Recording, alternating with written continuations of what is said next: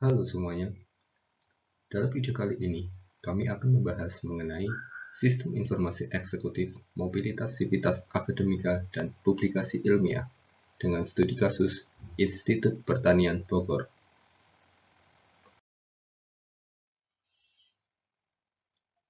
Perkenalkan, anggota kelompok kami yang terdiri dari 5 orang, yaitu Siska, Safira, Adiyoga, Muhammad Fahar, dan Nevada.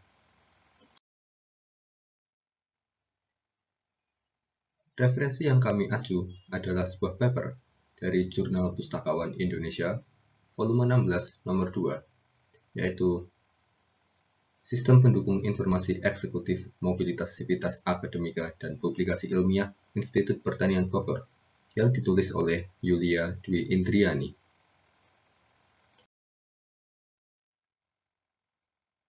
Outline pada video kali ini terbagi menjadi 6 bagian. Yang pertama adalah tujuan implementasi EIS. Yang kedua, identifikasi informasi internal dan eksternal.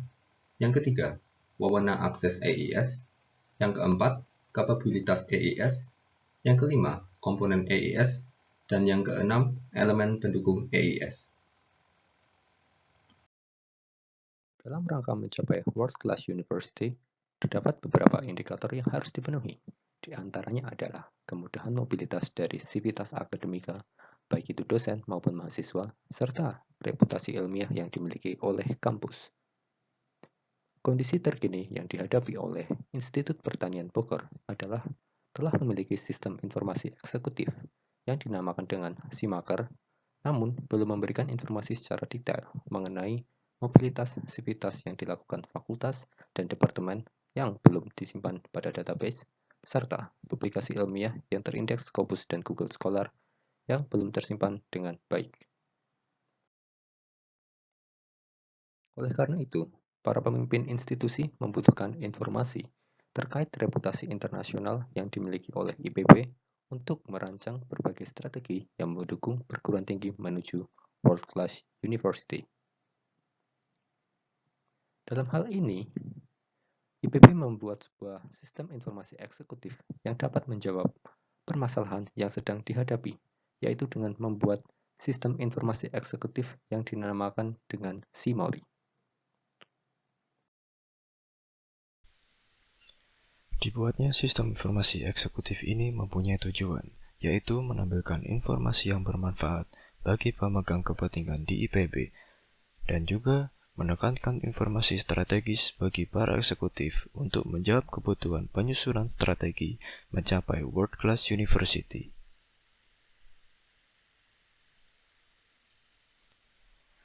Dari implementasi ACE ini diharapkan memiliki manfaat, yaitu dapat mengurangi biaya pengolahan dan penyajian informasi karena ditampilkan secara online melalui website.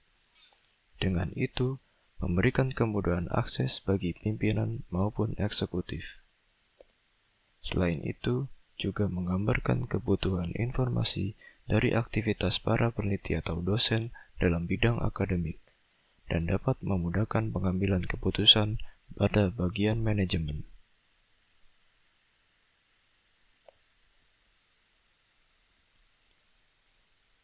Informasi yang disajikan ACE tergolong menjadi dua jenis, yaitu informasi eksternal dan internal.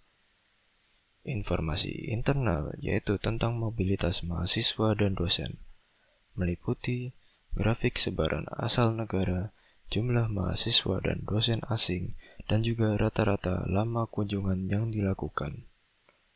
Lalu informasi eksternal yaitu tentang reputasi ilmiah skala internasional yang didapat dari Google Scholar dan Scopus, meliputi grafik sebaran Edge Index para dosen, sebaran jumlah dokumen publikasi dan citasi, dan juga gambaran penelitian IPB berdasarkan subjek penelitian yang sudah dilakukan.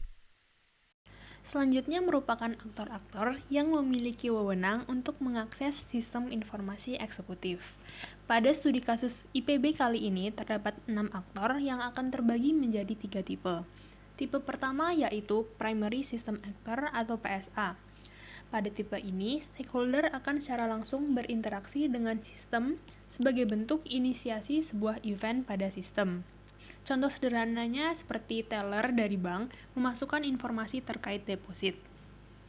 Aktor-aktor yang bertipe PSA antara lain di sini ada KSPI atau Direktorat Kerjasama dan Program Internasional, kemudian ada Direktorat Kemahasiswaan atau Ditmawa, kemudian ada Direktorat Riset dan Inovasi atau DRI, dan yang terakhir ada admin sebagai tim pengembang sistem informasi eksekutif. Kemudian tipe kedua adalah Primary Business Actor atau PBA yang didefinisikan sebagai stakeholder yang mendapatkan keuntungan utama dari sistem. Pada sistem informasi eksekutif ini, aktor yang tergolong sebagai PBA yaitu pimpinan PT atau perguruan tinggi. Terakhir, terdapat tipe ERA atau External Receiver Actor, di mana stakeholder yang bukan aktor utama namun tetap mendapatkan value dari sistem. Maka, yang termasuk tipe ERA pada sistem ini adalah pihak eksternal. Sistem informasi eksekutif yang diimplementasikan berbasis web dan berintegrasi dengan basis data yang sesuai dengan arsitektur basis data terintegrasi milik institut. Sistem ini melengkapi kebutuhan data maupun informasi bagi sistem informasi strategis lainnya. Sistem ini juga mendukung pelaporan kinerja institusi untuk poin mobilitas dosen dan mahasiswa baik kegiatan inbound dan outbound, serta publikasi ilmiah dosen yang terindeks Scopus dan Google Scholar. Dan terakhir, sistem informasi eksekutif ini juga mampu menampilkan informasi dalam bentuk tabel maupun grafik. Selanjutnya adalah tentang komponen-komponen yang terdapat dalam ACE. Komponen ini meliputi jaringan, software, dan hardware.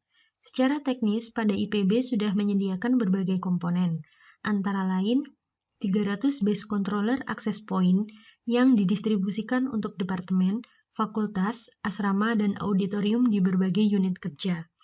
Kemudian ada Secure DNS Appliance dan Virtual Machine yang telah disediakan untuk mengantisipasi malware dan meningkatkan akses informasi. Bandwidth koneksi internet yang memadai, lalu IP dan topologi berlisensi 3-layer hierarchical model untuk pemakaian API publik, sehingga kecepatan akses dan penelusuran lebih mudah dan cepat.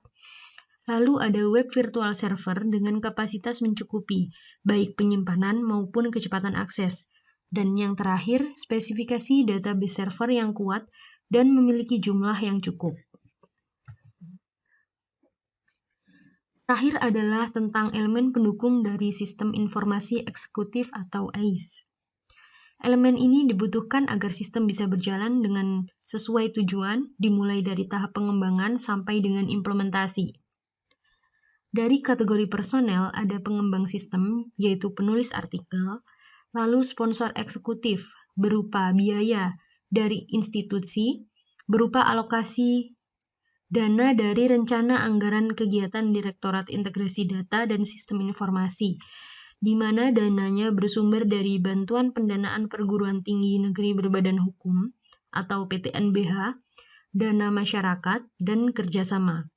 Dukungan institusi diberikan karena penyelesaian sistem ini merupakan salah satu dari pengelolaan teknologi informasi, baik hardware maupun software. Dan tentunya terakhir adalah pengguna akhir sistem yang telah diberikan wewenang untuk akses sistem.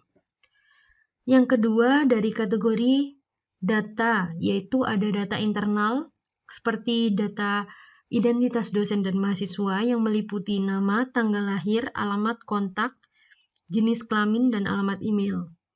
Lalu ada asal negara dan asal universitas.